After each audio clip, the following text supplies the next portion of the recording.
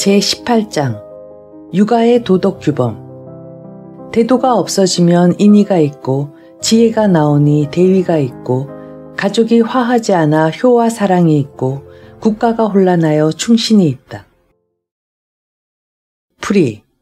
큰 도가 상실되면 사랑과 정의의 도덕이 강조되고 잔재주를 부리는 지혜가 발달되면 인위적인 규범이 많이 제정된다. 집안이 시끄러워지면 어버이와 자식 사이의 도덕이 떠들썩하게 거론되고 국가의 질서가 문란해지면 충신의 존재를 시끄럽게 거론한다. 원문대로 번역하면 물론 이와 같지만 당시의 역사적인 현실에 비추어 그의 비판적인 의도를 좀 더 단적으로 표현한다면 다음과 같이 될 것이다.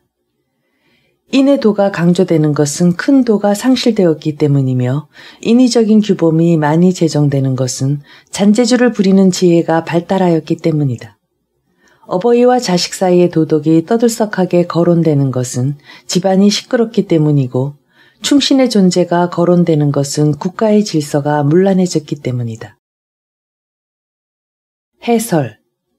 노자가 그 당시 인간들의 자세나 기성의 가치체계에 대해 준엄한 경고를 하고 또 그것을 신랄하게 비판하고 풍자한 중국 최초의 문명 비판서라는 것은 이미 논술한 바가 있었다. 이 장은 노자의 이와 같은 문명 비판의 입장과 풍자와 역설의 논리를 가장 명쾌하게 표현한 것으로 유명하다. 특히 대도가 없어지니 인의가 있다는 말과 국가가 혼란하여 충신이 있다는 말은 우리나라의 문헌에도 자주 인용되어 오늘날까지 많은 사람들의 입에 오르내리고 있다. 노자로 하여금 이와 같은 신랄한 문명 비판을 하도록 한 중국 고대의 사회상을 살펴보는 것은 이 장의 참뜻을 이해하는 데 도움이 될 것이다. 고대 중국의 예의 규범 속에는 남녀는 7세가 되면 자리를 같이 하지 않는다라고 하였고 남편이 부르니 그 부인이 따른다라고 하였다. 옛날 우리나라의 학자들 중에는 이러한 말에서 곧 고대 중국 사회에 있어서 남녀 간의 구별이 엄중했던 것과 가정에 있어서 남성적의 절대적인 권위 등을 역사적인 사실로 예찬한 자도 있었다. 그러나 그러한 것들이 반드시 역사적인 사실이 아니었다는 것은 좌전이나 사기 등의 역사책을 조금만 정성들여 읽어보면 쉽게 알 수 있을 것이다. 노자의 논법에 따르면 당시의 실정은 가정 안에서의 남녀를 어릴 때부터 억지로 떼어놓지 않을 수 없을 정도로 성질서가 문란하였다고 보여지는 것이고 일부러 남편이 부른다는 것을 강조하지 않을 수 없을 정도로 부인이 남편의 뜻을 따르지 않았던 현실을 상상할 수 있다. 마찬가지로 간음을 엄하게 경계한 구약성서 히브리 민족과 남녀 간의 음란한 사음을 5개의 하나로 제정한 인도 민족에 대해서도 생각할 수 있을 것이다. 모든 말과 현실과의 사이에는 실제로 큰 격차가 있으며 그 관계는 전혀 반대로 되는 경우도 상당히 많이 있다. 현실에 부족한 것일수록 말에 의한 지나친 강조를 하게 되는 것인데 노자의 말에서도 알 수 있듯이 도덕의 태폐가 심하면 심할수록 광적으로 도덕을 강조하게 되는 것이다. 일찍이 인간의 본성이 악하다는 것을 논증하려고 한 순자는 그 이유의 하나로서 인간은 자기에게 모자라는 것을 밖에서 지향한다. 그러므로 선을 지향하는 인간의 본성은 악하다라고 하였는데 이 장의 논설과 함께 인간의 본래적인 자세, 인간의 말이라는 것이 갖는 허구성을 날카롭게 지적하고 있는 점에서 우리의 주목을 끈다. 중국인은 일반적으로 규범 만들기를 좋아하는 민족인데 그들은 또 규범의 허구성을 간파하는 데 있어서도 날카로운 재주를 가지고 있는 것이다. 아무튼 이 장에서의 논술은 모두 육아의 도덕 규범이 무리하게 노력하는 부자연성을 비판한 것인데 대도가 상실되지 않은 무의자연의 사회의 지덕의 세계를 이상화하는 노자의 사상을 밝힌 것으로 볼 수 있다. 제19장 무의의 실천 방법. 성을 끊고 지혜를 버리면 백성의 이익이 100배나 되고 인을 끊고 의를 버리면 백성이 효도와 사랑으로 돌아가고 교를 끊고 이를 버리면 도둑이 없다. 이 셋으로는 문장이 부족하다고 본다. 그러므로 속하는 곳이 있게 해야 하는데 소를 나타내고 박을 지니며 사심과 욕심을 적게 하는 것이다. 풀이. 국가 통치의 인위적인 제도 규범을 제정하는 성인 현자의 지혜를 끊어버려야만 일반 백성들의 복리가 증진되는 것이고 인, 의 등 이른바 도덕이라는 것이 없어져야만 모든 백성이 그 부모에게 효도하고 그 자식을 사랑하는 마음이 되살아나는 것이다. 그리고 위정자가 자기의 욕심을 채우기 위해 교묘한 지혜를 동원하지 않는다면 사방의 도둑이 일어나지 않는다. 그러나 지혜를 버리고 인의를 버리고 잔재주를 버리는 무의자연의 도를 표현하는 문자만으로는 부족한 점이 있다. 그러므로 다른 문장을 연속시키는 조치를 취해야 하니 그것은 견소포박, 소사과역이라는 도가의 개인적, 내면적인 무의의 실천 방법을 설명하는 문장이다.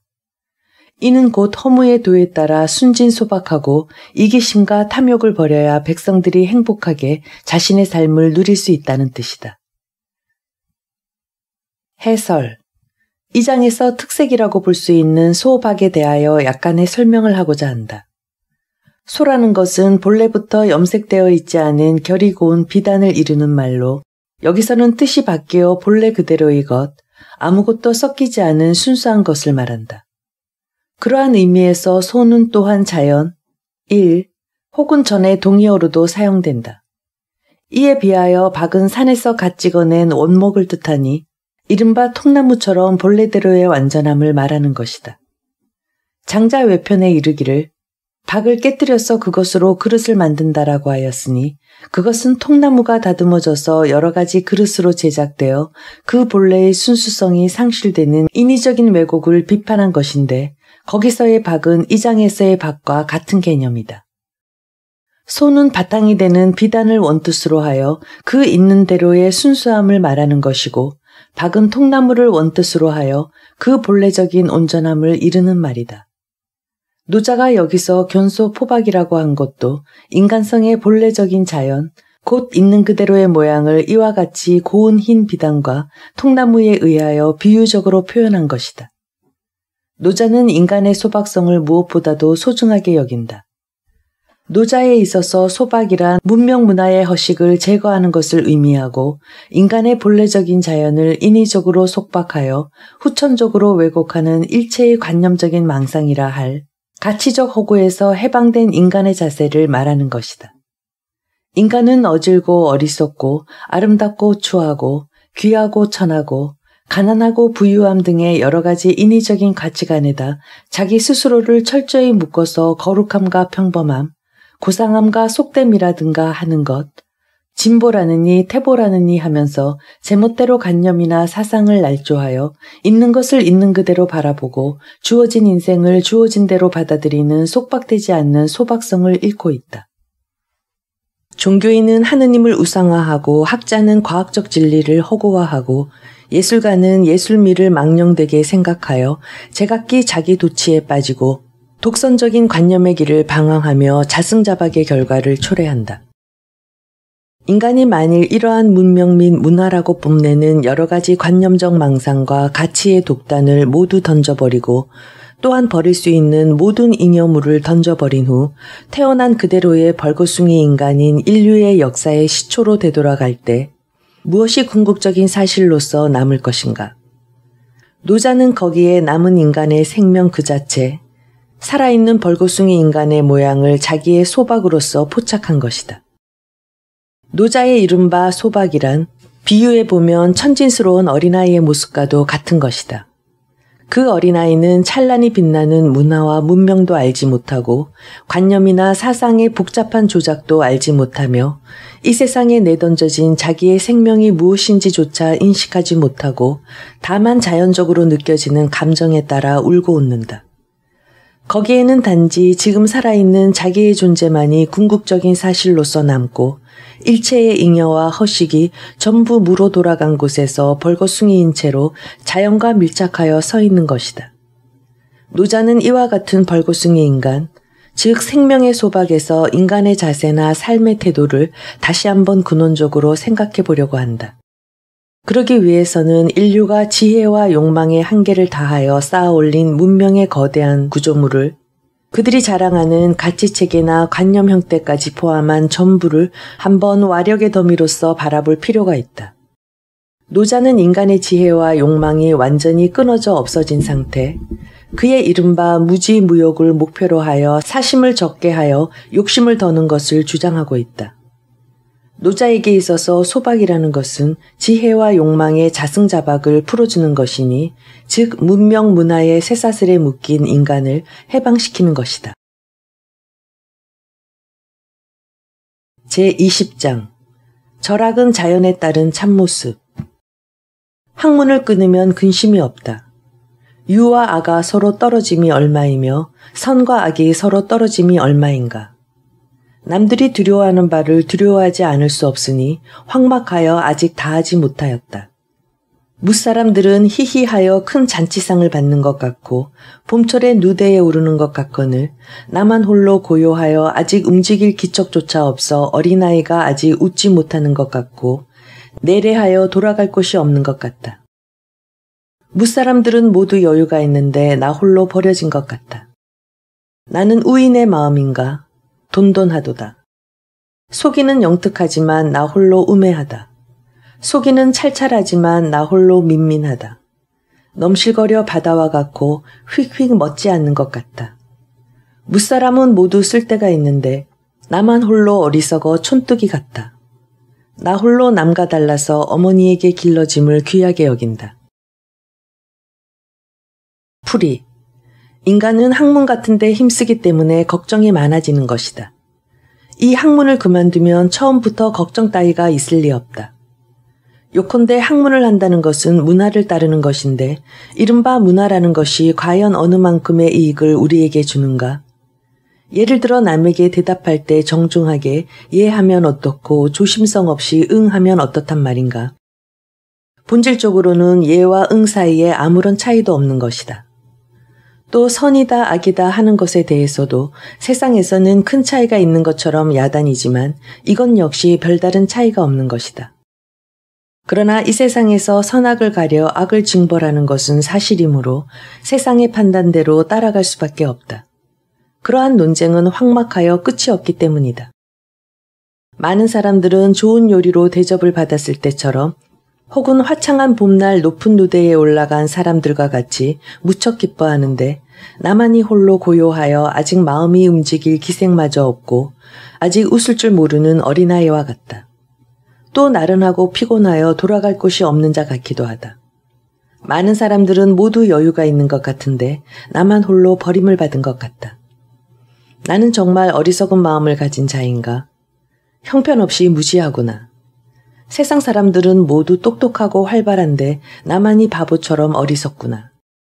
세상 사람들은 만사를 명쾌하게 처리하는데 나만이 홀로 애매한 태도를 취하는구나. 그리하여 넘실거리는 바다처럼 안정성이 없고 휙휙 불어대는 바람처럼 방향 감각이 없다.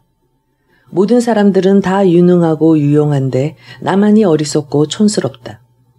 그렇지만 나는 다른 사람들과는 달리 나의 어머니의 양육을 받는 것을 소중하게 생각한다. 나의 어머니란 다시 말하면 만물의 생성자인 도이다. 해설.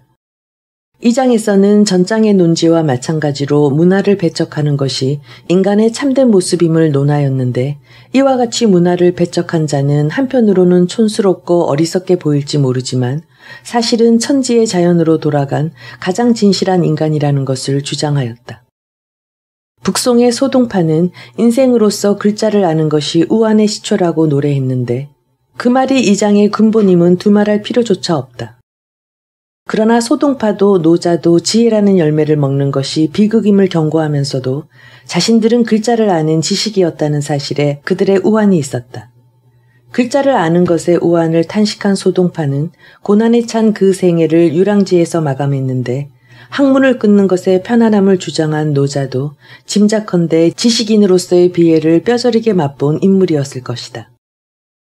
노자가 글자를 아는 지식인이었다는 것에서 생각나는 것은 공자가 노자에게 예를 물었다는 일화이다. 이 일화에는 노자라는 인물을 묘사하는데 간과할 수 없는 중요한 요소가 포함되어 있다. 즉 공자가 예를 물었다는 것이 사실이든 아니든 간에 공자에게 예를 가르칠 수 있을 정도로 풍부한 고전적인 교양의 소유자였다는 사실이 그것이다. 노자가 가르치는 무의가 누워 뒹굴면서 아무것도 하지 않는 게으름뱅이의 무의가 아니었던 것처럼 그의 이른바 혼혼의 어리석음도 단순히 바보 멍청이의 어리석음이 아니다. 그 어리석음은 어린아이의 마음으로 돌아갈 것을 안 어리석음이고 어머니를 고귀하게 여길 줄 안 어리석음이며 성인은 어리석은 듯하다는 어리석음이다. 일찍이 공자가 역무자를 평하기를 그의 지식은 당할 만하지만 그의 어리석음은 당하지 못하겠다라고 하였는데 이는 지혜로운 자가 어리석은 자로 되는 것은 어리석은 자가 지혜로운 자로 되기보다 훨씬 어렵다는 것이다. 노자에게는 겉으로 볼 수 없는 깊은 맛이나 남을 업신여기는 대담성이 있는데 그것들은 모두 지자로서 우자가 된 곳에 있는 것이다. 그의 풍자가 날카롭고 역설이 신랄한 것도 그가 지혜라는 열매를 먹은 어리석은 자인 점에서 연유된 것이다. 노자는 고유명사가 전혀 보이지 않는 독특한 책이지만 나라는 1인칭 대명사를 쓴 글이 간혹 눈에 띈다. 고유명사가 없는 것이 시간과 공간을 초월한 영원 보편의 진리, 현상적인 것보다 근원적인 것, 인격적인 것보다 원리적인 것에 대한 노자의 강한 뜻을 상징하는 것이라 한다면 나라는 1인칭 대명사를 쓴 노자의 표현은 그 영원 보편의 진리 앞에 오직 홀로 서 있는 하나의 인간, 도를 상대로 혼자 말하고 있는 깨달음의 경지에 있는 인간의 근심과 기쁨을 상징하는 것이라고 말할 수가 있을 것이다. 그러나 그 나는 고유명사를 갖지 않은 나로서 도가 이름이 없듯이 나 또한 이름이 없다. 이름이란 것이 다른 것과 구별하는데 그 본질이 있다고 하면 나는 세속 안에 돌아다니며 세속 사람들과 구별될 필요가 있는 나가 아니고 오직 도 앞에 홀로 서서 도와 마주보고 자각하는 나인 것이다. 여기서는 이름이 없는 도와 이름 없는 나가 이름을 초월한 세계에서 대화를 하며 그 대화 속에서 도와 대화하는 것을 알지 못하는 무사람이 세속으로서 의식되는 것에 불과하다. 노자의 나는 도와 대화하는 나이지 세속과 대화하는 나가 결코 아닌 것이다. 노자의 나는 이름 없는 나다. 이름이 없기 때문에 오히려 이름을 갖는 서먹서먹함이 없어지고 노자라는 철인의 알몸뚱이가 바로 느껴지는 것 같은 나다. 노자는 그 나를 주어로 하여 중국 역사의 골짜기 속에 앉아있는 인간의 근심과 기쁨을 중얼거리고 있다. 그 혼잣말은 골짜기에 서 있는 소나무 가지를 스치는 바람소리와도 같이 격조가 높고 어두운 밤바라의 파도소리와도 같이 시적이다. 예부터 이 장이 많은 문인과 사상가들에게 읽혀온 것은 그것이 문학작품으로 볼 때도 더없이 훌륭하기 때문일 것이다. 제21장 황홀하고 그윽한 도의 풍모. 큰 덕의 풍모는 오직 이 도만을 따르나 도라는 것은 단지 황이요 홀이다. 홀하고 황한데 그 가운데 형상이 있고 황하고 홀한데 그 가운데 사물이 있다. 요하고 명한데 그 가운데 정기가 있으니 그 정기는 매우 순수하여 그 가운데 믿음이 있다.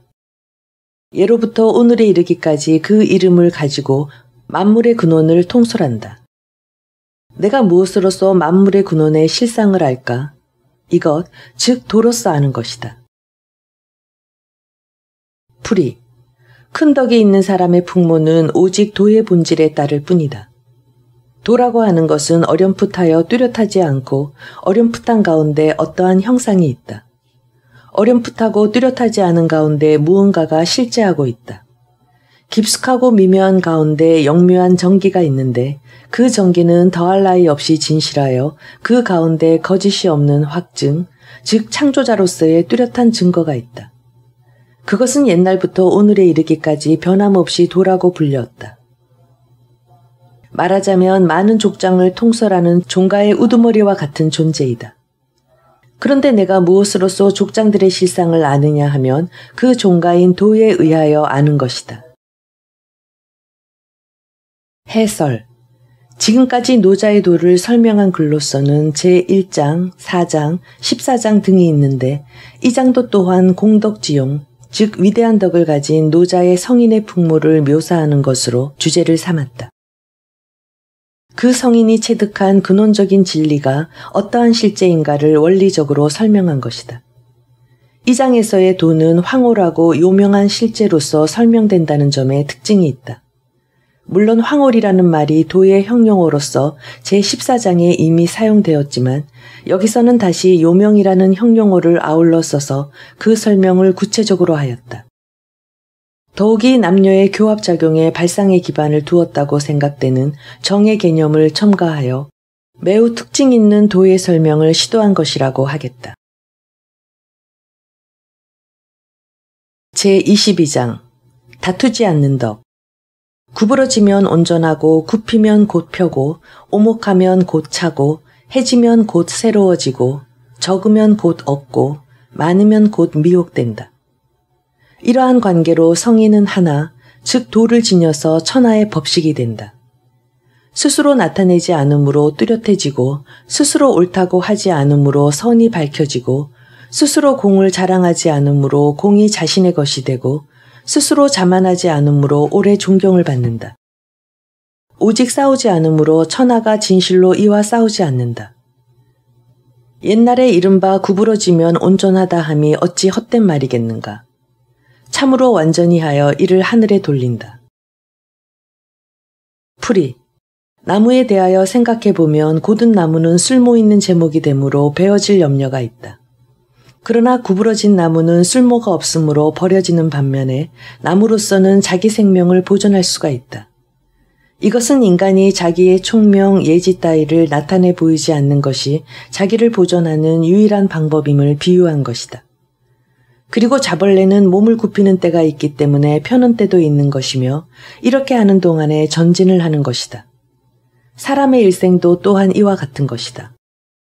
땅이 우묵하게 팬 곳에는 물이 개어 가득 찬다. 그와 같이 사람도 겸손하면 중덕을 용납할 수가 있다. 모든 물건 중에 특히 의복 따위는 해지면 새 것으로 맞추게 된다. 또 욕심이 적으면 마음의 만족을 얻을 수 있지만 지식이 너무 많으면 오히려 어찌할 바를 모르게 된다. 그러므로 성인은 오직 하나인 도를 마음속에 굳건히 지켜서 천하 만민의 모범이 되는 것이다. 성인은 항상 자기 자신을 세상에 나타내려고 하지 않으나 그 존재가 오히려 뚜렷해지고 자기 생각만이 옳다고 주장하지 않는데도 그에서는 저절로 빛을 발한다. 또 자신의 공을 자랑하지 않건만 모든 공이 저절로 자신의 것이 되어버리고 스스로는 자만심을 가지지 않는데도 변함없이 남의 존경을 받는다. 성인은 이와 같이 절대로 누구하고도 싸우려고 하지 않는다. 그러므로 이 세상에서 그에게 적대감을 갖는 사람은 아무도 없다. 옛사람들의 구부러진 나무는 수명을 보존한다는 말은 진정 인생의 진리를 바르게 표현한 말이다. 그러므로 우리들도 구부러진 나무가 되어 자기 몸을 보존하고 완전히 하여 그 완전한 몸을 다시 대자연에 되돌려야 한다. 해설. 이 장에서는 노자의 이른바 다투지 않는 덕을 논한 것이다. 노자가 인생의 비결에 대한 물음에 대답하기를 단단한 이가 되기보다는 물렁한 혀가 되라고 했다는 이야기는 유명한데 그는 직선적인 삶보다는 곡선적인 삶을 더 사랑한다. 또한 자신을 항상 남 앞에 내세워서 양지 바른 곳에 먼저 가려는 처세보다는 자신이 남의 뒤에서 천천히 걸어가는 처세를 좋아한다. 모든 일에 무리가 없게 한다는 것이 그의 인생 처세의 근본으로서 무리하지 않기 위하여 먼 길을 돌아가기도 하고 때로는 더러운 곳에 몸을 던지기도 하며 굴욕을 달게 받는 것이다. 그가 다투지 않는 덕을 말하는 것도 이 때문이며 지는 것이 이기는 것이 되는 인생을 강조하는 것도 이 때문이다.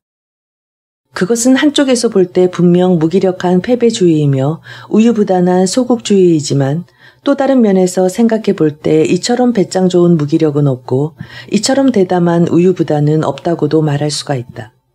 아니, 입장을 바꿔보면 이처럼 집요한 자기 주장은 없고 이처럼 끈덕진 승리의 집념은 없다고도 말할 수 있다. 노자가 암시하고 있듯이 자신의 겁많은 것에 철저해지는 것이야말로 때로는 목숨을 던지는 용기를 낳게 되고 짓밟히는 것을 겁내지 않는 잡초와 같은 정신이야말로 인간을 이따금 궁극적인 승리로 이끄는 것이다. 노자의 다투지 않는 덕에 대해서는 이미 제8장에서 말한 바 있으므로 해설의 중복을 피하겠다. 노자의 다투지 않는 덕은 장자의 이른바 불용의 용의 덕과 서로 통하는 데가 있으니 그것을 참고하면 이 장의 뜻을 더 분명히 파악할 수 있을 것이다. 제23장 희어는 잠언. 희어는 자연이니 그러므로 회오릿바람은 아침을 마치지 못하며 소나기는 하루를 마치지 못하니 누가 이것을 하는가? 곧 천지이다. 천지도 오히려 오래 할 수 없거늘 하물며 사람에 있어서이랴. 그러므로 도에 종사하는 자는 도가 있는 자에게는 도와 같아지고 덕이 있는 자에게는 덕과 같아지고 실이 있는 자에게는 실과 같아진다. 도와 같아지면 도가 있는 자도 또한 이를 얻어서 즐거워하고 덕과 같아지면 덕이 있는 자도 또한 이를 얻어서 즐거워하며 실과 같아지면 실도 또한 이를 얻어서 즐거워하니 신실함이 부족하면 신뢰받지 못하는 것이다. 풀이. 들어도 들리지 않는 도의 말은 유구한 무의자연이다. 그러므로 천지를 뒤흔드는 회오릿바람은 아침 한나절도 계속되지 못하고 무서운 기세로 쏟아지는 소나기도 하루 종일 계속되지는 못한다. 도대체 바람을 불게 하고 비를 내리게 하는 것은 누가 하는 일인가? 그것은 천지가 하는 일이다. 그 천지의 일도 오래 계속할 수 없다면 인간의 경우는 더 말할 필요조차 없을 것이다. 그러므로 소위 자연대로 행동하는 자는 도가 있는 자에게는 그 도와 하나가 되고 덕이 있는 자에게는 그 덕과 하나가 되고 덕을 잃은 자에게는 그 실덕과 하나가 된다. 도와 일체가 되면 도도 또한 그와 접촉할 수 있었음을 기뻐하고 덕과 일체가 되면 덕도 또한 그와 접촉할 수 있었음을 기뻐하며 실덕, 즉 이른바 유교의 군자들과 일체가 되면 그들도 또한 유도자와 접촉할 수 있었음을 기뻐한다. 사리가 이와 같으므로 무의자연이 내포하는 신실이 부족하면 누구한테서도 신뢰받지 못하는 것이다. 해설. 이 장에서는 궁극적으로 진실된 말, 즉 장자의 이른바 지연에 대하여 설명하고 있다. 장자의 말하기를 지극한 말은 말을 버린다라고 하였듯이 노자도 궁극적으로 진실된 말은 이것을 들어도 들리지 않는 소리 없는 말이며 이를 희언이라고 설명한다. 말하지 않는 말이야말로 자연으로서 이는 도를 체득한 성인의 말이다. 도는 말을 하지 않아도 온갖 진리를 저절로 말하게 된다. 인간은 여러 가지로 왈가왈부하며 이유를 붙이고 까다로운 설명을 하기도 하지만 도는 묵묵히 아무 말도 하지 않고 그저 조용히 위대한 조화의 기능을 전개해 나간다. 그 기능에 의하여 버들은 싹이 트고 꽃은 피어나며 새는 하늘 높이 지적이지만 이것이 조화의 진리라고 말하는 일도 없을 뿐만 아니라 이것이 내가 하는 위대한 일이라고도 자랑하지도 않는다. 그리고 그곳에서는 모든 진리가 소리 없는 소리, 말 없는 말로써 이야기되고 있어서 그 영의의 진실됨은 그 어느 곳도 속이는 일이 없다. 노자는 이러한 도의 세계의 말 없는 말을 희언이라고 파악을 하고 그 소리 없는 소리를 자연이라고 설명하는 것이다. 자연인 희언만이 속이는 일이 없는 진실성을 갖는다. 그리고 속이는 일이 없는 진실성을 갖는 말이야말로 영원한 것이다. 그 이외에 어떠한 소리 있는 소리나 말하는 말도 희언처럼 영원할 수는 없으며 희언처럼 자연일 수는 없다. 천지를 뒤흔드는 사나운 폭풍우의 울부짖음도 귀가 멍멍할 정도로 요란스러운 인간의 자기 주장의 외침도 끝내는 본래의 정적으로 되돌아가서 도의 혼돈 속에 삼켜지는 수밖에 없다. 그 혼돈 속에 삼켜져 사라지고 정적으로 돌아간 그 속에서 세계와 인생의 근원적인 진리를 소리 없는 소리로서 듣고 말 없는 말로써 말할 수 있는 사람, 그것이 진정 도를 체득한 무의의 성인이라고 설명하는 것이다. 제24장 이니 인지의 허식. 발돋움하는 자는 서지 못하고 큰 걸음으로 걷는 자는 가지 못하고 스스로 나타내는 자는 뚜렷해지지 않고 스스로 옳다고 하는 자는 나타나지 못하고 자기 공을 자랑하는 자는 공이 무너지고 자만하는 자는 오래가지 못한다. 이러한 것들은 도에 있어서 찬밥이요 쓸데없는 행동이기 때문에 누구나가 항상 이를 미워한다. 그러므로 도가 있는 자는 거기에 몸담지 않는다. 풀이. 발돋움하는 자세로는 오래 서 있지 못한다. 또 큰 걸음으로 걸으면서 목적지까지 빨리 가려고 하는 자는 생각보다 긴 행보가 되지를 않는다. 그리고 스스로 자기의 재덕을 남에게 나타내 보이려는 자는 오히려 그 재덕이 세상에 뚜렷하게 나타나지 않으며 스스로 자기의 생각이 옳다고 하는 사람은 오히려 그 선이 나타나지 않는다. 또 스스로 자신의 공적을 자랑하는 자는 오히려 그 공이 없어져 버리고 스스로 자기의 능력을 자랑하는 자는 오히려 남의 존경을 오래 받지 못한다. 이러한 모든 행위는 무의자연의 도에 반하여 인위적으로 무리하게 행동한 결과이다. 이렇듯 부자연한 행위야말로 무의의 대도에 있어서는 찬밥 같고 쓸데없는 행동인 것이다. 그러한 것은 누구나가 싫어하는 것이니 도가 있는 자는 절대로 그와 같은 경우에 몸을 두지 않는다. 해설. 노자의 무의라는 것은 인의 인지의 잔재주를 버리고 있는 그대로 행동하여 무리하지 않는 것이다. 또한 자신의 본래적인 자세가 어떠한 것인가에 대하여 투철한 자각을 가지고 그 생활 태도에 군더더기를 붙이지 않으며 버릴 수 있는 모든 것을 버리는 것이다. 그것은 물질적인 재화를 필요 이상으로 갖지 않음을 의미함과 동시에 자기 마음속에 길을 높이려는 생각, 즉 일체의 허영이나 허식을 버리는 것을 의미한다. 거기서는 명성이나 공업 그 자체가 반드시 부정되지는 않지만 그 명성일지라도 저절로 나타나는 무작위적인 것이어야 긍정되는 것이고 공업도 그것을 자기 것으로 의식하는 이상 이미 공업으로서의 가치가 상실된 것으로 본다. 가장 중대한 점은 그러한 것들이 있는 그대로의 것으로서 저절로 이루어져야 한다는 사실이다. 무리한 노력으로 얻어진 잔재주를 음식의 배설물과 찌꺼기로 보는 것이 노자의 입장이다. 이 장에서는 이렇듯 있는 그대로에 맡겨 무리하지 않는 생활 태도와 무리를 하지 않고 또 조급하게 굴지 않는 무작위의 인생 태도를 설명하였다. 제25장 도의 정료하고 큰 모습. 하나의 물이 있는데 뒤섞여 이루어져 천지에 앞서서 생겼다. 그것은 적막하여 소리가 없으나 독립하여 영구불변하고 널리 행하여 위태롭지 않으니 따라서 천하의 어머니라고 할 만하다. 나는 그 이름을 모르나 그 자를 도라 하고 억지로라도 이것에 이름을 붙인다면 대라고 한다. 큼으로 움직여서 가고 감으로 멀어지고 멀어짐으로 되돌아오는 것이다. 그러므로 도도 크고 하늘도 크고 땅도 크고 왕도 또한 크다. 세상 중에는 4대가 있는데 왕은 그 중에 하나이다. 사람은 땅을 본받고 땅은 하늘을 본받고 하늘은 도를 본받고 도는 자연을 본받는다. 풀이. 여기에 하나의 물, 즉 도가 뒤섞여서 천지창조 이전부터 존재해 있었다. 그 도는 고요하여 아무런 소리도 형태도 없으나 다른 어떠한 것에도 의존하지 않는 독립적인 존재로서 영원 불변한 것이었다.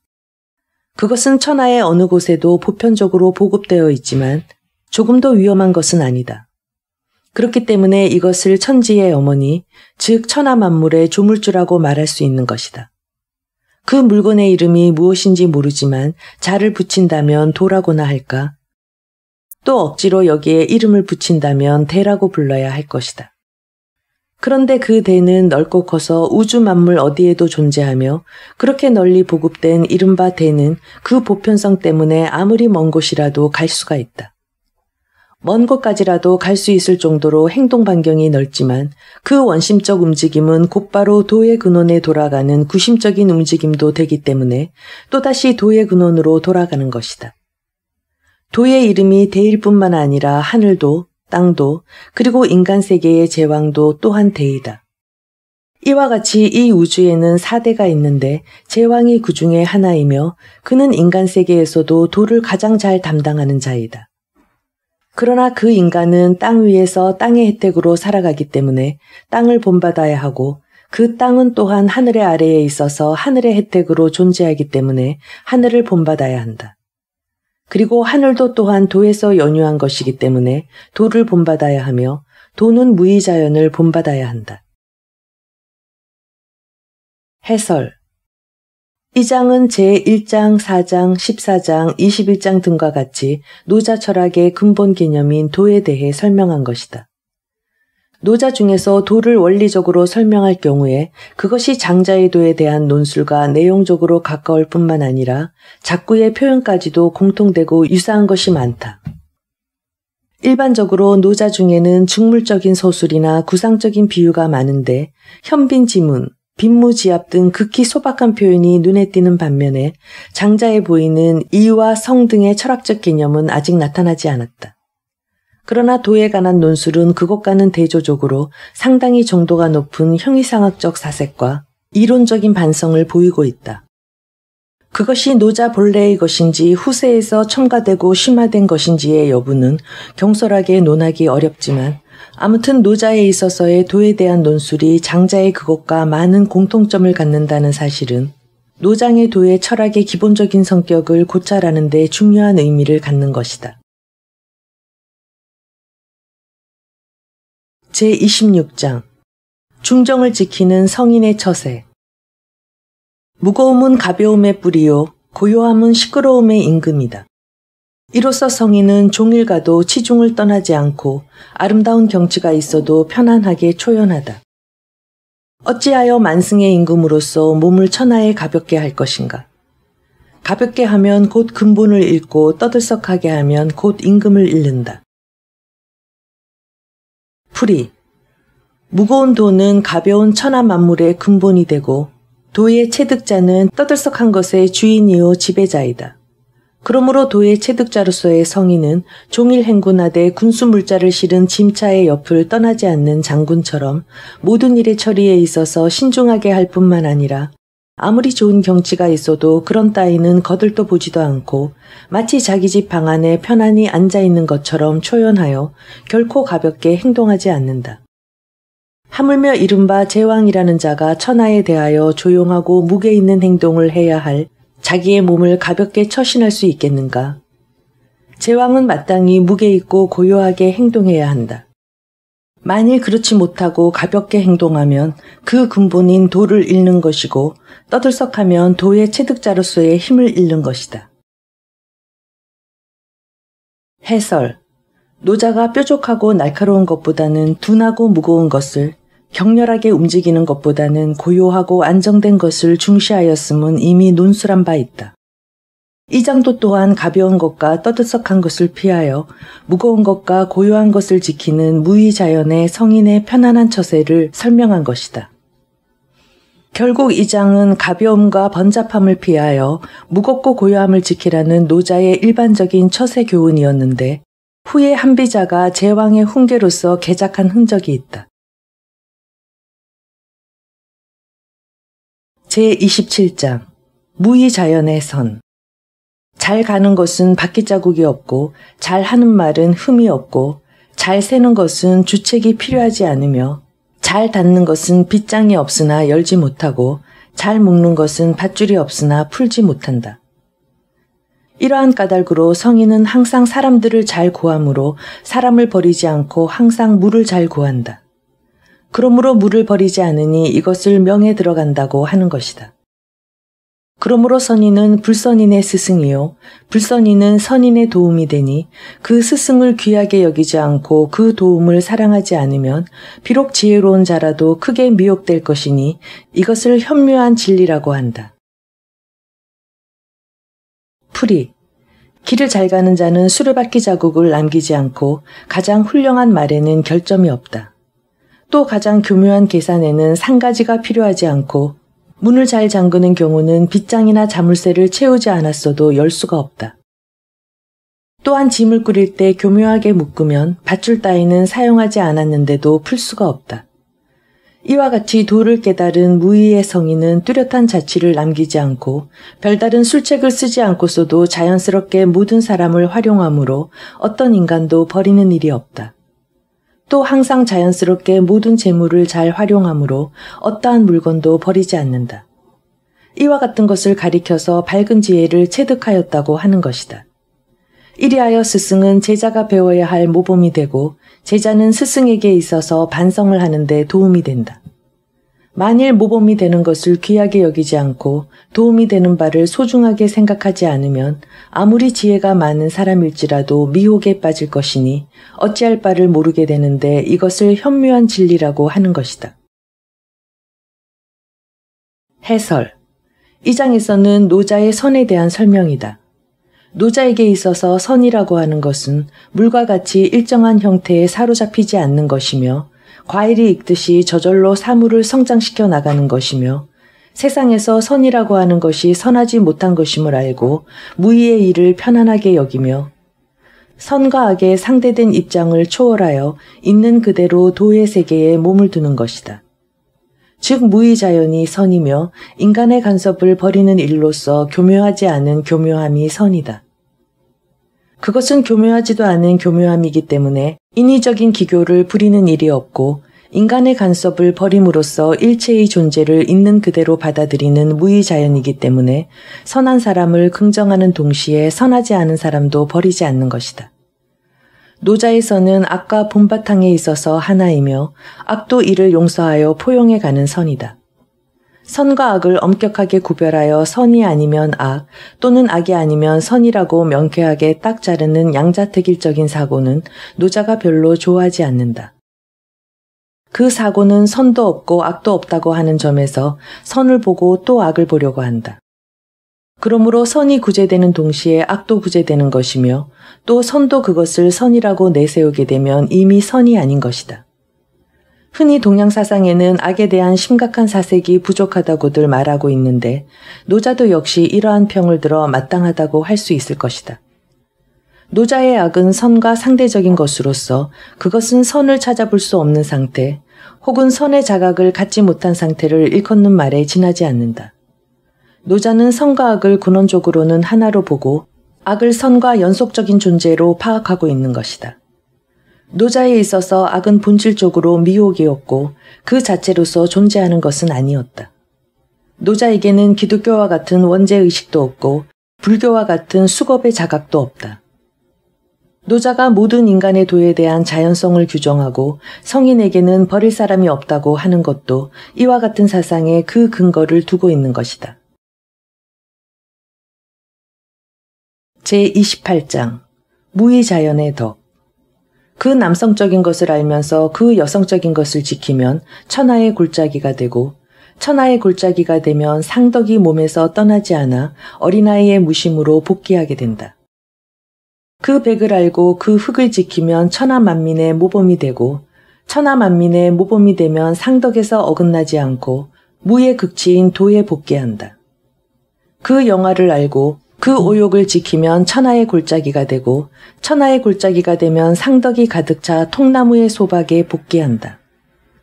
통나무를 절단하여 그릇을 만드는데 무의자연의 성인이 이러한 이치로 천하 만민을 활용할 경우에는 그들을 관장으로 삼는다.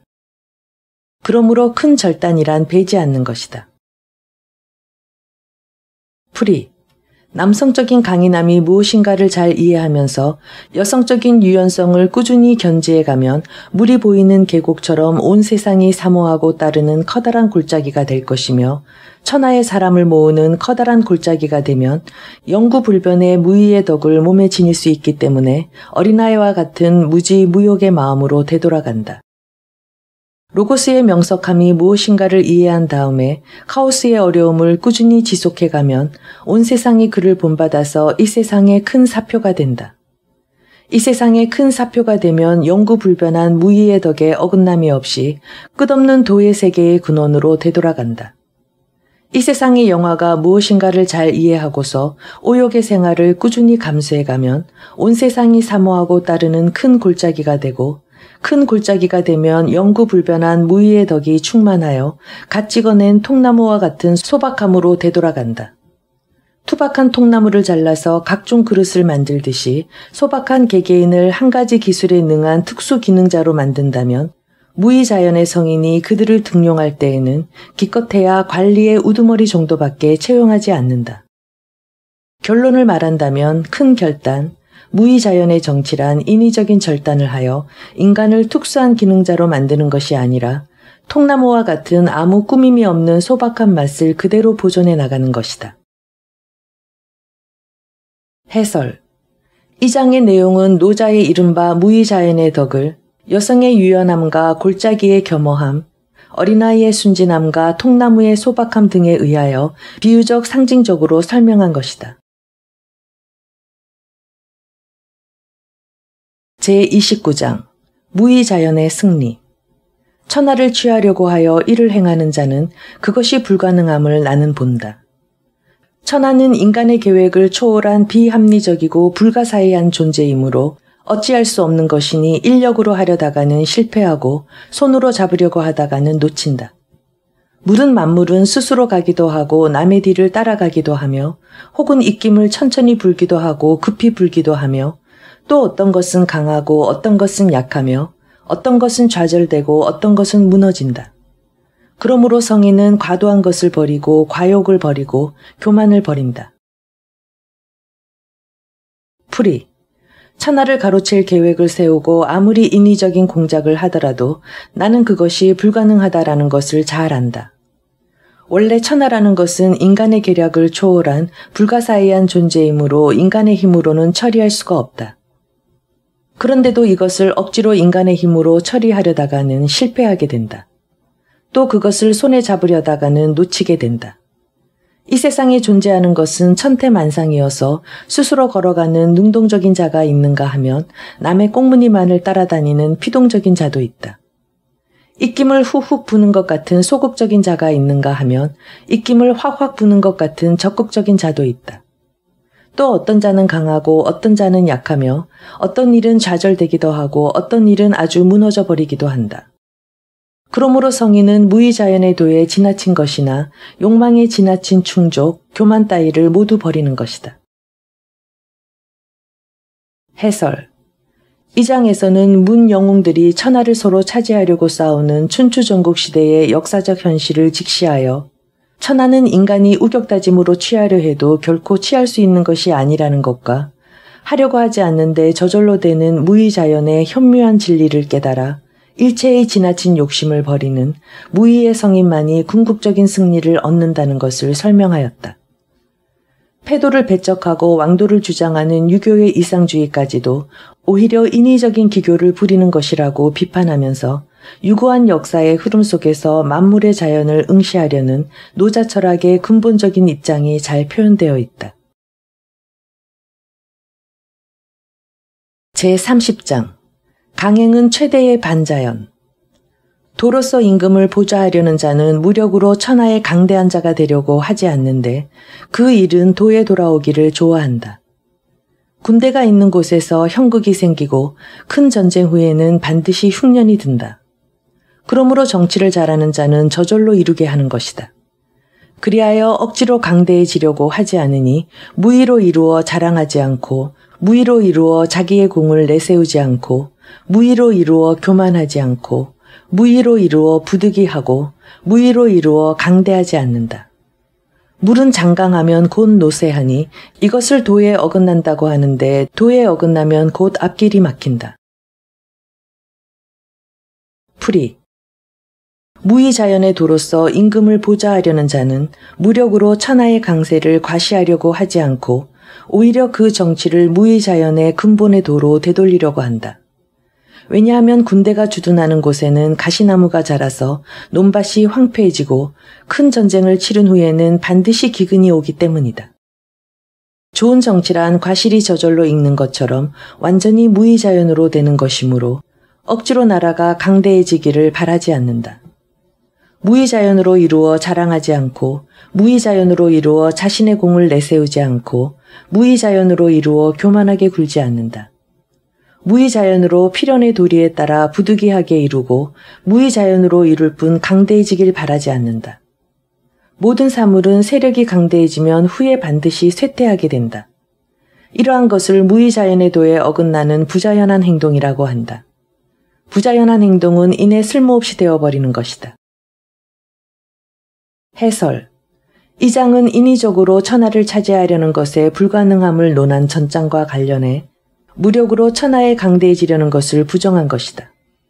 무력에 의한 천하 제패를 도에 어긋난다고 부정하여 그 당시 위정자들의 최대의 관심사였던 부국강병의 군국주의는 백성들의 생활을 짓밟는 권력의 행포라며 준엄하게 비판하였다. 노자는 전쟁을 반드시 절대적으로 부정한 것은 아니고 부득이하여 이를 행해야 할 경우가 있을 때는 인정하였다.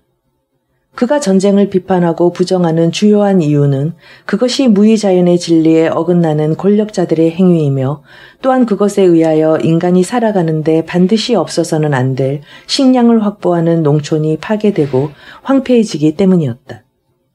그래서 노자에게 있어서 전쟁은 인간의 생존을 위협하고 인위적인 억지를 강행하는 최대의 반자연이었다. 제31장 상서롭지 못한 병기. 대저 훌륭한 병기는 상서롭지 못한 것이니 만물이 항상 이를 미워한다. 그러므로 덕이 있는 자는 그것에 몸담지 않는다. 그래서 군자는 평상시에는 왼쪽을 귀히 여기고 병기를 사용할 때는 오른쪽을 귀히 여긴다. 병기란 상서롭지 못한 것이니 군자가 소지할 것이 못된다. 부득이하여 이를 사용하게 되면 염담한 것을 최상으로 삼아야 한다. 승리에도 찬미하지 않아야 하는데 만일 이를 찬미한다면 이는 살인을 즐거워하는 것이니 대저 살인을 즐거워한다면 큰 뜻을 천하에 얻지 못하는 것이다. 길한 일에는 왼쪽을 숭상하고 흉한 일에는 오른쪽을 숭상한다. 편장군은 왼쪽에 있으며 상장군은 오른쪽에 있으니 상례로서 이에 대처함을 의미한다. 사람 죽이기를 많이 하였으면 비애로서 이에 임해야 하니 전쟁에서 승리한다 하더라도 상례로서 이에 대처한다. 풀이. 대저 훌륭한 병기란 아무리 날카로워도 불길한 물건이므로 모든 사람들이 항상 이것을 싫어한다. 그러므로 덕이 있는 자는 병기를 사용하는 자리에 몸을 두지 않는다. 평소에 왼손을 신성시하여 왼쪽을 귀하게 여기는 군자라도 무기를 사용할 경우에는 오른쪽을 귀하게 여긴다. 이러한 점에서 보아 병기를 다루는 일이 떳떳한 도리가 아님을 알 수 있다. 아무튼 무기란 상서롭지 못한 것이므로 덕이 있는 군자가 소지할 바가 못된다. 부득이 병기를 사용하여 전쟁을 할 경우에도 욕심 부리지 말고 깨끗하게 해치우는 것이 최상이고 비록 승리를 얻는다 하더라도 이것을 찬미하지 않는다. 만일 전쟁의 승리를 찬미한다면 그것이야말로 살인을 찬미하는 꼴이 되는 것이니 살인을 찬미하는 마음으로 어찌 높은 뜻을 천하에 펴서 이것을 성취할 수 있겠는가. 일반적으로 길사에는 왼쪽을 숭상하는데 흉사, 즉 전쟁 등에서는 오른쪽을 귀하게 여긴다. 그러므로 군대에서는 부장군은 왼쪽에 자리 잡고 최고사령관은 오른쪽에 자리 잡는데 이것은 전쟁을 장례식 같은 흉사로 간주함을 의미하는 것이다. 많은 인간을 죽이는 것이 전쟁이므로 슬픔을 안고 전쟁에 임할 것이고 비록 승리를 거둔다 하더라도 장례식을 하는 것처럼 대처해야 하는 것이다. 해설.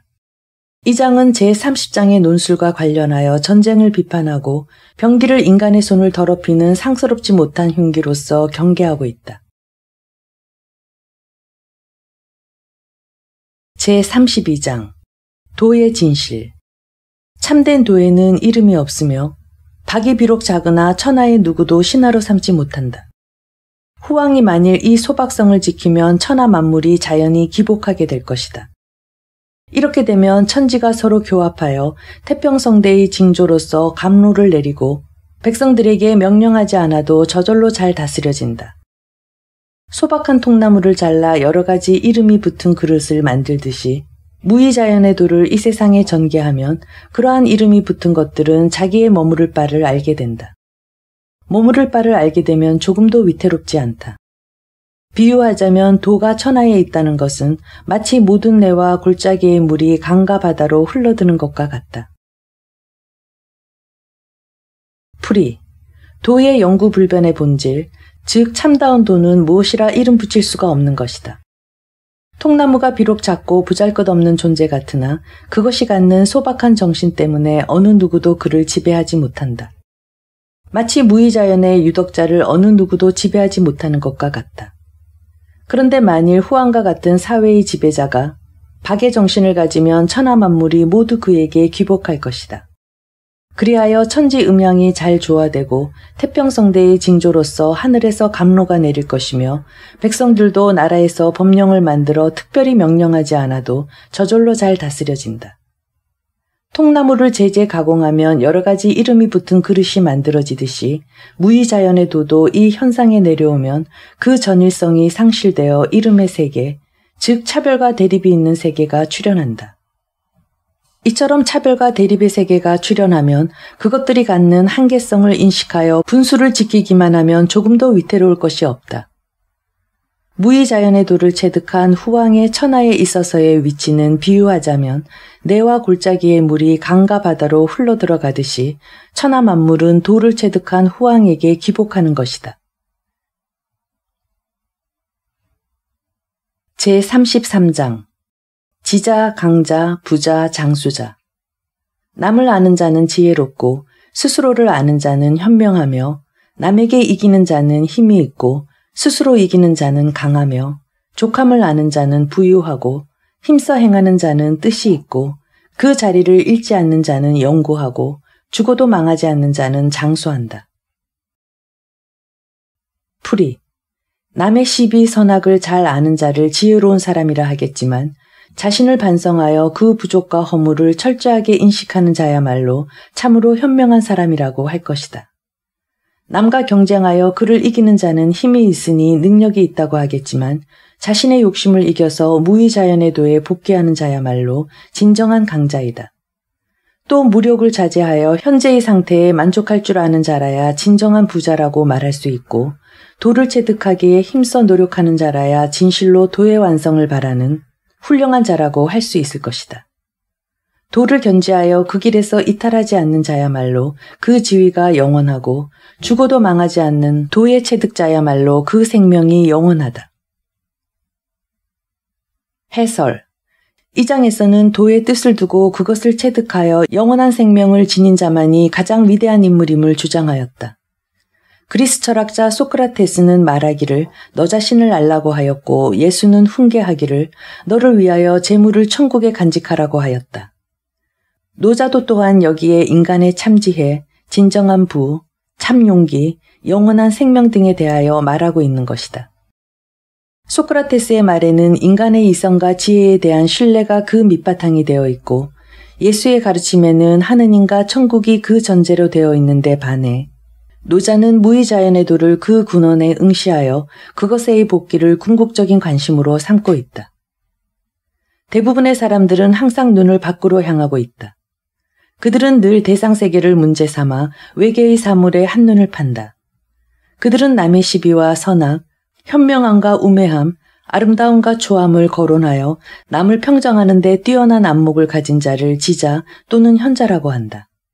혹은 완력으로 남을 누르거나 재력, 지력으로 남을 지배할 수 있는 자를 강자 또는 유력자라고 부른다.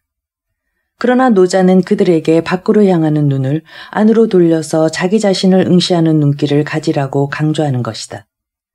자기 자신을 응시한다는 것은 자기 존재의 근원에서 도를 발견하는 일이고 도의 자각을 가지는 것에 의하여 자기와 세계의 전부를 이해해 나가는 일이다. 인간이 도의 자각을 가지면서 자기와 세계의 전부를 이해할 때 비로소 참으로 지혜로운 자와 진정한 강자가 어떠한 사람인가를 깨달을 수 있을 것이다. 혹은 진정한 부와 영원한 생명이 무엇인가도 알 수 있을 것이다. 그리하여 그는 세상에서 흔히 말하는 지자, 강자, 부자, 장수자가 반드시 진정한 의미에서 그렇지 않음을 알 수 있을 것이다. 그의 눈이 밖에서 안으로 향할 때 세속적인 가치관이 새로운 가치의 세계로 전도되는 것이다. 그때 인간은 비로소 자기의 인생에 있어서 무엇이 정말로 노력하기에 합당한 것인가에 대한 뚜렷한 목표를 가져서 자기가 있어야 할 본래적인 장소를 발견하는 것이다. 노자의 이 장은 도의 자각을 가진 개인의 이와 같은 회심과 가치의 전도를 가장 간결한 말로 강하게 표현한 것이다. 노자의 사상은 모든 개인을 근원적인 진리 앞에 세우려고 하고 있는 점에서 또 그 근원적인 진리 앞에서 세속적인 가치관을 전도시키려는 의도에 있어서 개인적 내성적인 강한 성격을 가지며 또한 구도적 종교적인 심정을 풍부하게 갖는다. 사실 그것은 3세기 이후 중국의 민족 종교인 도교로서의 교리적인 전개를 완수함과 동시에 종교에 관심을 갖는 광범한 중국 지식인의 생활의 지주가 되었던 것이다. 제34장 광대무변한 도의 성취. 큰 도는 부평초가 물에 흔들리는 것 같이 자유자재로 좌우로 움직일 수가 있다. 만물이 이를 의지하여 생겨나도 사양하지 않는데 공을 이루어도 이름을 갖지 않으니 만물을 의양하되 주제자가 되지 않는다. 항상 무욕하니 소라고 이름할 만하고 만물이 이것으로 귀일하되 주인이 되지 않으니 이름하여 대라고 할 것이다. 그것이 종래 스스로 대라고 하지 않으니 그리하여 진실로 그 대를 이루어내는 것이다. 풀이. 큰 도는 부평초와 같이 흔들흔들 요동하여 한 곳에 고정되어 있지 않고 왼쪽으로도 오른쪽으로도 자유자재로 움직인다. 만물은 이 도에 의하여 생기지만 도는 묵묵히 말이 없으며 위대한 조화의 공을 성취해도 그 공을 자기의 공으로 삼지 않으며 또 만물을 품어 기르면서도 자기가 그 주인이라고 행세를 하지 않는다. 언제나 무욕하여 아무것도 없다는 점에서는 작다고 할 수 있으나 만물을 자기에게 귀일시키면서도 주인 행세를 하지 않는 포용력은 또한 크다고도 할 수 있다. 도는 자기 스스로를 크다고 의식하지 않으므로 그것이 바로 진짜 대일 수 있는 것이다. 해설. 이 장에서는 도가 광대무변하여 인간들처럼 고정된 가치관념이나 지배자의식을 갖지 않을 뿐만 아니라 만물을 축으로 하여 단지 무의자연에 맡기고 무지무욕하면서도 일체 만물을 부단히 생성, 화육해가는 위대한 조화작용을 설명하였다. 제35장. 담담한 도의 끝없는 활용과 그 작용. 대상을 잡아 천하에 가면 어디를 가나 해를 입지 않으며 안락하고 평온하고 태평하다. 음악과 요리에는 과객이 발을 멈추지만 도가 입에서 나올 때는 담담하여 그 맛이 없다. 보아도 볼만한 것이 없고 들어도 들을 만한 것이 없다. 그러나 이를 활용하면 다함이 없다. 풀이. 위대한 모양을 가진 자, 즉 도를 굳게 지켜서 천하에 행하면 어디를 가나 해를 입지 않으며 따라서 몸은 안락하고 평온하고 태평하다. 음악이라든가 맛있는 음식 등 세속적인 쾌락에는 세상 사람들이 발을 멈추지만 무의자연의 진리는 그것을 말로 표현해 보아도 담담하여 세속적인 감미로움이 없다. 눈을 응시해도 그곳은 보이지 않고 귀를 기울여도 들리지 않는다. 그러나 이 도를 활용하기만 하면 그 작용은 다함이 없이 온 천하에 널리 퍼지는 것이다. 해설. 전장에서 도의 강대무변함을 설명했기 때문에 이 장은 그것을 이어받아서 도의 체득자가 취하는 있는 그대로의 평안한 자세와 도의 다함이 없는 위대한 작용을 설명하였다. 노자의 현이 필요 없는 것, 눈이 부시도록 찬란한 것, 풋내나는 것 등을 모두 제거하여 본질적이고 근원적인 것만이 거기에 나타나 있다고 보는 흑색의 단순성을 의미한다는 것은 이미 앞에서 설명한 바 있는데 노자는 또한 이 장에서 현하고 또 현한 도를 담담하고 세속적인 맛이 없는 것으로서 물에 비유하고 있다. 음악은 인간의 마음을 즐겁게 해주고 또 위안도 주지만 명곡이라 할지라도 그것을 계속 되풀이하면 나중에는 단순한 소음으로밖에 들리지 않는다. 또 아무리 산의 진미로 상다리가 휘어지게 차려져 있어도 배가 부른 다음에는 결코 더 먹을 수가 없다. 무엇이든 도에 지나친 것은 영속성을 가지지 못하는데 영속성을 가지는 것은 오직 단순한 것이니 담담한 것뿐이다. 노자는 현의 단순함을 사랑하고 현주의 담담한 맛을 사랑한다. 그는 남의 이목을 끄는 것이나 끈적끈적하고 번거로운 것을 좋아하지 않고 표면적인 것이나 일시적인 것 등을 인간의 천박한 잔재주로 간주하여 배격한다. 그는 어디까지나 자기와 세계에 있어서의 유구한 것, 영원한 것, 본질적인 것을 주의 깊게 보는 것이다. 그는 그러한 응시 속에서 아무리 무너뜨리려 해도 무너지지 않는 인간의 자세를 깊이 사색하였다. 그리하여 그 사색 중에서 그가 발견한 진리는 모든 과도한 것과 허식을 버리고 있는 그대로 행동할 것과 무의의 진리에 따라 평범하게 생활한다는 것이었다. 노자는 당연한 것을 당연하게 행하는 무리가 없는 생활, 즉 평범하면서도 비범한 것을 가리친 위대한 철인이었다. 제36장. 무작위의 자기. 장차 이를 움츠리게 하려면 반드시 잠시 이를 펴게 하고 장차 이를 약하게 하려면 반드시 이를 강하게 하고 장차 이를 패하게 하려면 반드시 잠시 이를 일으키고 장차 이를 빼앗으려고 하면 반드시 잠시 이를 준다. 이것을 미명이라고 이른다. 유약은 강한 것에 이기니 물고기는 못 속에서 빠져나오지 말 것이며 나라의 이기는 남에게 보이지 말 것이다.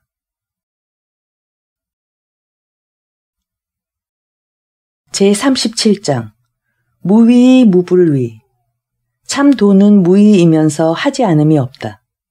후왕이 진실로 이것을 지키면 만물이 장차 저절로 화육될 것이다. 화육되어도 욕심이 일어나면 나는 장차 이를 무명의 박으로 진정할 것이다. 무명의 박은 또한 장차 무욕의 경지에 이르게 할 것이니 욕심을 내지 않아 허정해지면 천하는 장차 저절로 안정될 것이다. 풀이. 도의 본래적인 자세는 인간적인 자기가 없기 때문에 무위이면서도 어떠한 큰일이라도 이루지 못하는 것이 없다. 만일 천하의 지배자가 이 무위 자연의 도를 지켜나간다면 만물은 저절로 그 덕에 동화될 것이다. 만일 만물이 그 덕에 동화되면서도 오히려 욕망을 일으킨다면 나는 그것을 무명의 박이라고나 할 통나무처럼 소박한 무위의 도에 의하여 진정시킬 것이다. 통나무처럼 이름조차 없는 무위자연의 도라면 만물은 모두 무욕으로 돌아갈 것이다. 만물이 무욕에 돌아가 마음이 허정해진다면 천하는 자연이 다스려질 것이다. 해설. 이 장은 박, 즉 이름을 갖지 않은 통나무 같은 자연의 도를 지켜 천하를 다스릴 때 나타나는 위대한 공적을 찬미한 것이다. 노자에 있어서 무위 무불위는 먼저 천지자연의 조화를 설명하는 말이었다. 천지자연의 조화는 인간들처럼 특정한 목적의식이나 타산적인 의도를 가지고 무언가를 하겠다고 안간힘을 쓰거나 법석을 떠는 것이 아니다. 구름은 무심히 하늘을 오락가락하고 바람 또한 무심히 들판에 산들거리며 물은 물대로 무심하게 흘러간다. 무엇 때문이냐고 물어도 구름은 대답이 없고 어떠한 의미가 있느냐고 물어본들 바람이나 물이 대답할 리 없다. 그와 같은 현상들은 인간을 기쁘게 하기 위하여 있는 것도 아니고 슬프게 하기 위하여 있는 것도 아닌데 인간들이 제멋대로 자기 감정을 나타내어 기뻐하고 슬퍼할 뿐이다. 이 점에 대해서는 들판을 달리는 짐승이나 땅에 기어다니는 벌레 등을 생각해 볼 때 한층 더 뚜렷해진다. 짐승은 인간에게 먹히기 위해 이 세상에 출생된 것도 아니고 벌레도 또한 이 세상이 가치 있다고 보아 살아가는 것도 아니다. 그들은 그저 태어났으니까 사는 것이고 죽음이 찾아오면 죽어갈 뿐이다. 천지대자연의 조화는 단지 있는 그대로이고 다만 자연이 그런 것이다. 그러면서도 천하만상은 일순간일지라도 정지하지 않고 시시각각으로 새로운 양상이 전개되며 끊임없이 창조적인 신비가 펼쳐진다. 노자는 이와 같은 천지대자연의 조화를 무위 무불위로 본 것이다. 노자의 무위 무불위는 위에서 말한 것처럼 첫째로는 천지자연의 조화를 설명한 말이었으나 또 한편 노자는 천지대자연의 조화의 근원에 있는 무위자연의 도에 자각한 인간의 당위로서도 그것을 원형하고 있다. 인간은 여러 가지로 잔재주를 동원하고 자잘구레한 이치를 들어서 인간의 의지를 이상화하고 사회의 존재 방식을 규정한다. 어려운 언어 개념을 만들어내고 복잡한 기술 기교를 생각해내고 빛나는 문명을 쌓을 뿐 아니라 화려한 문화를 이루어 나간다. 그러나 그것에 의하여 인간은 과연 어느 만큼 행복해졌는가? 혹은 또 인간의 삶이 그것 때문에 어느 만큼의 편안한 충의를 얻었는가? 거기서 발견되는 것은 허황한 관념의 홍수와 천박한 문화의 범람뿐이 아닌가? 인간의 정신을 어리석게 만드는 엄청난 분만과 소란, 인간의 육체를 미라로 만드는 쓸모없는 방식과 수다뿐이 아닌가? 노자는 이러한 것들을 모두 생명의 쇠약 현상으로 이해하여 그것을 도의 자각을 갖지 못한 자들의 지식을 뽐내는 무지라고 비판하는 것이다. 그러므로 그는 인간이 도를 자각하여 자기의 본래적인 자세로 돌아가라고 경고한다. 그러기 위해서는 인간의 자기적인 활동이 한 번쯤은 부정되어야 한다. 자기적인 활동을 부정한 후 천지조화의 작용에 근원이 있는 도에서 자기의 본래적인 자세를 발견할 때 인간은 있는 그대로의 세계를 편파적으로 보지 않는 안목을 가질 수 있는 것이며 그리하여 무분리의 천지조화의 작용에 허심탄회하게 따라갈 수 있다고 주장한다. 그때 인간은 도와 하나가 되어 도의 무의가 그대로 자신의 무의로 되는 것과 함께 도의 무불위의 자연스러움이 인간의 무불위의 자연스러움으로 되는 것이다. 즉 도와 일체가 된 인간은 인간적인 자기를 부정하는 무의에 의하여 도의 무의와 일체가 되고 도의 무의와 하나가 되는 것에 의하여 도의 무불위를 자기의 무불위로서 체현하는 것이다. 노자에게 있어서 무의 무불위는 천지조화의 작용에 근원이 있는 것의 자세이기도 하다.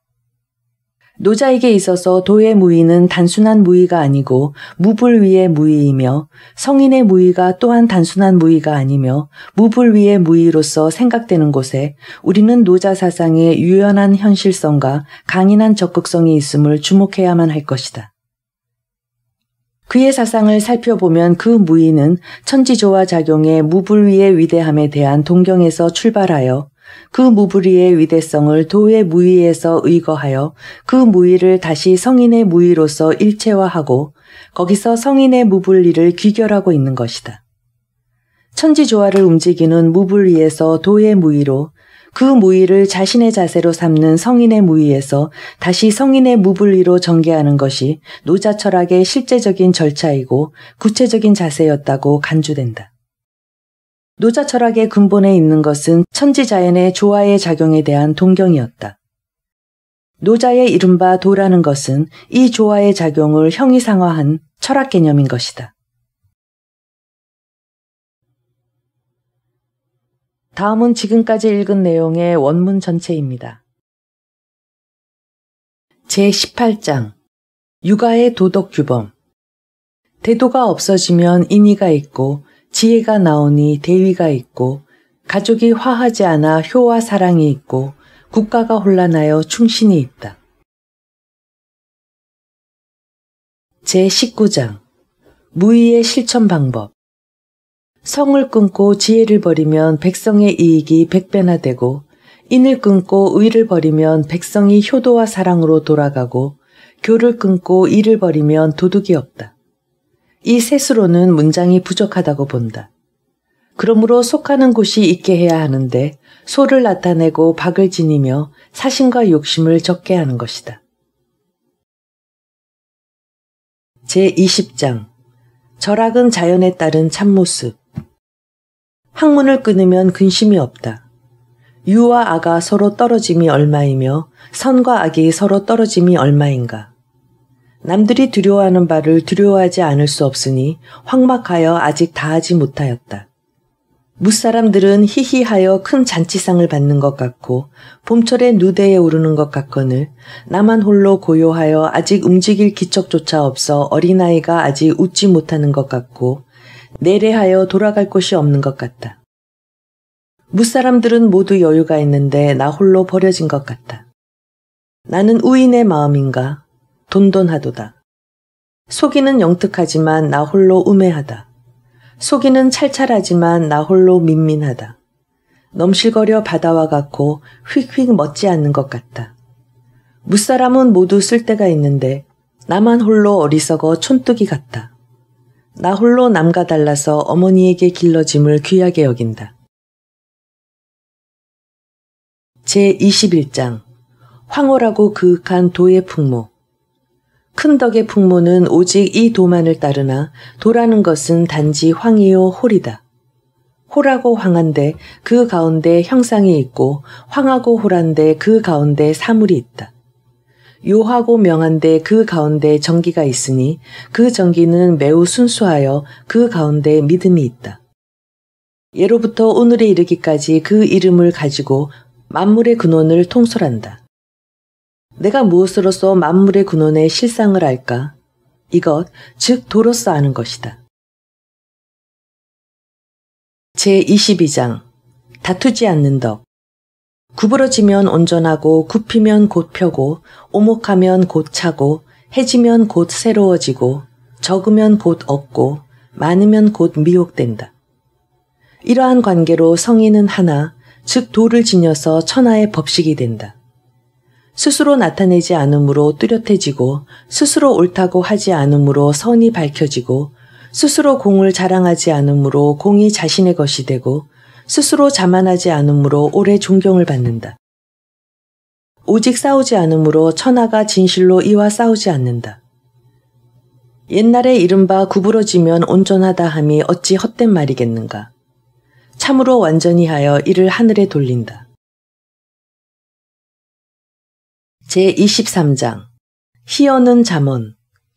희어는 자연이니 그러므로 회오릿바람은 아침을 마치지 못하며 소나기는 하루를 마치지 못하니 누가 이것을 하는가? 곧 천지이다. 천지도 오히려 오래 할 수 없거늘 하물며 사람에 있어서이랴. 그러므로 도에 종사하는 자는 도가 있는 자에게는 도와 같아지고 덕이 있는 자에게는 덕과 같아지고 실이 있는 자에게는 실과 같아진다. 도와 같아지면 도가 있는 자도 또한 이를 얻어서 즐거워하고 덕과 같아지면 덕이 있는 자도 또한 이를 얻어서 즐거워하며 실과 같아지면 실도 또한 이를 얻어서 즐거워하니 신실함이 부족하면 신뢰받지 못하는 것이다. 제24장 이니 인지의 허식. 발돋움하는 자는 서지 못하고 큰 걸음으로 걷는 자는 가지 못하고 스스로 나타내는 자는 뚜렷해지지 않고 스스로 옳다고 하는 자는 나타나지 못하고 자기 공을 자랑하는 자는 공이 무너지고 자만하는 자는 오래가지 못한다.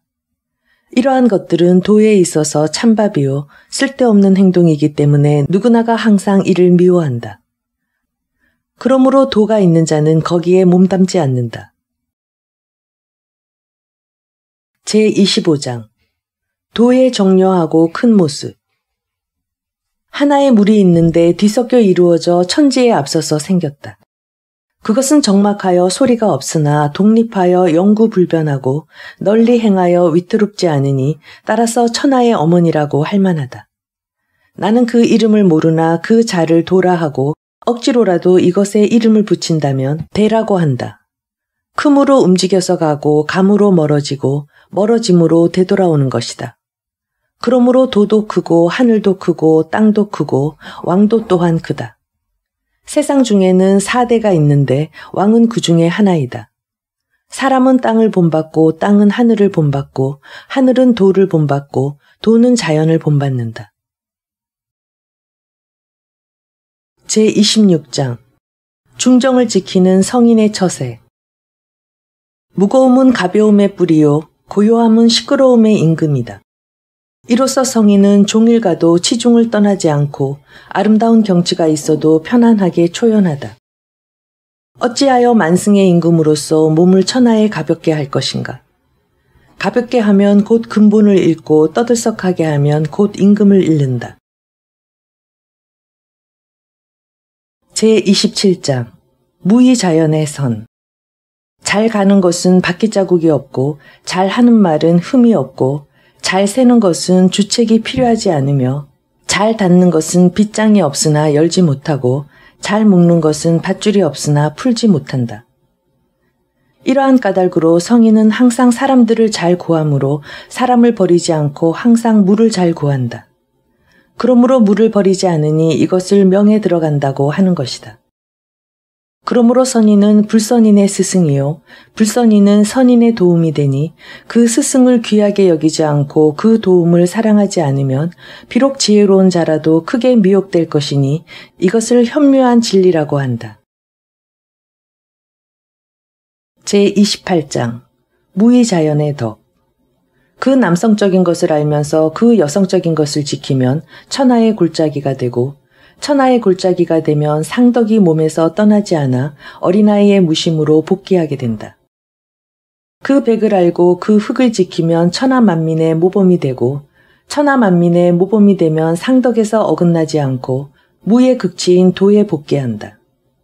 그 영화를 알고 그 오욕을 지키면 천하의 골짜기가 되고 천하의 골짜기가 되면 상덕이 가득 차 통나무의 소박에 복귀한다. 통나무를 절단하여 그릇을 만드는데 무의자연의 성인이 이러한 이치로 천하 만민을 활용할 경우에는 그들을 관장으로 삼는다.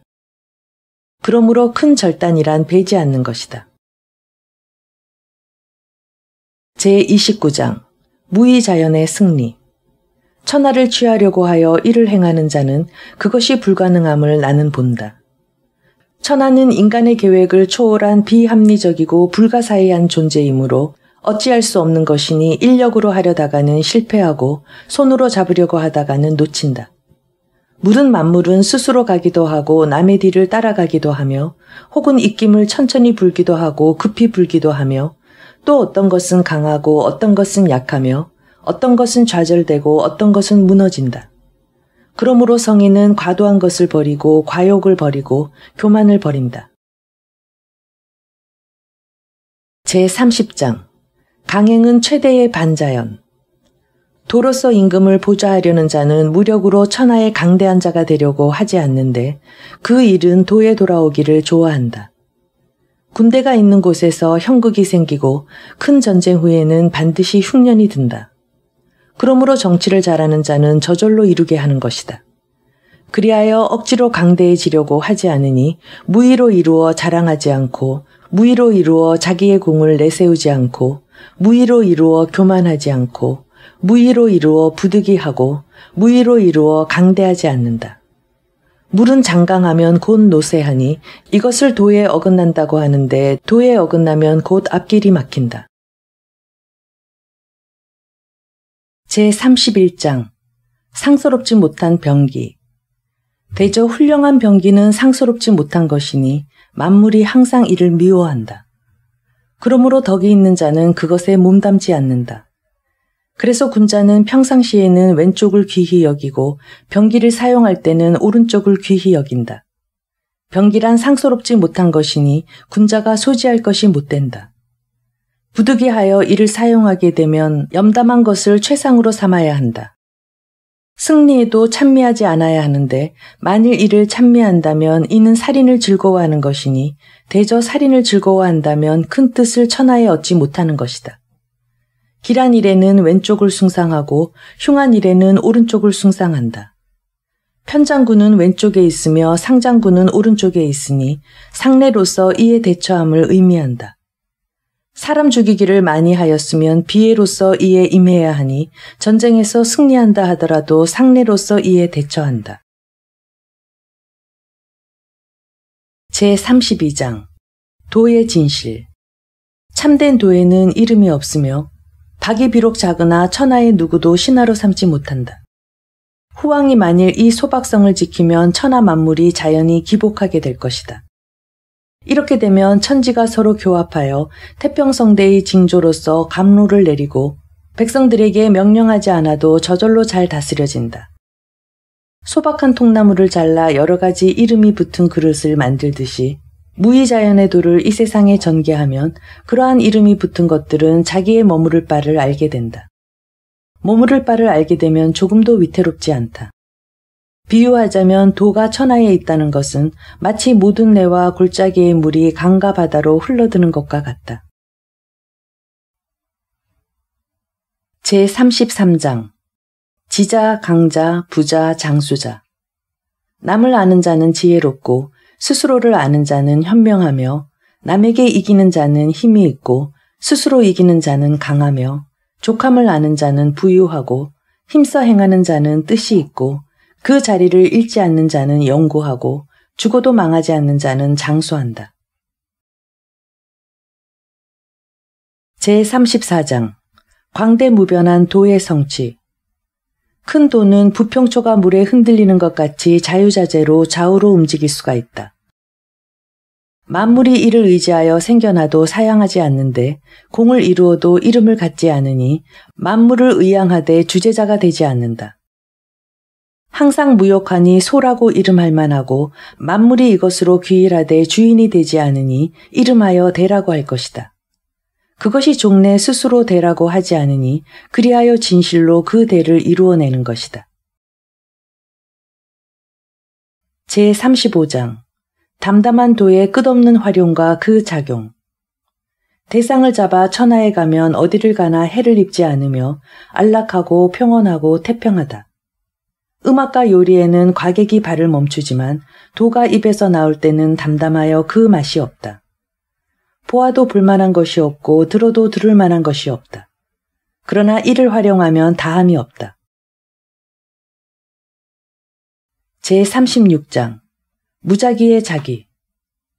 장차 이를 움츠리게 하려면 반드시 잠시 이를 펴게 하고, 장차 이를 약하게 하려면 반드시 이를 강하게 하고, 장차 이를 패하게 하려면 반드시 잠시 이를 일으키고, 장차 이를 빼앗으려고 하면 반드시 잠시 이를 준다. 이것을 미명이라고 이른다. 유약은 강한 것에 이기니 물고기는 못 속에서 빠져나오지 말 것이며 나라의 이기는 남에게 보이지 말 것이다. 제37장 무위의 무불위. 참 도는 무위이면서 하지 않음이 없다. 호황이 진실로 이것을 지키면 만물이 장차 저절로 화육될 것이다.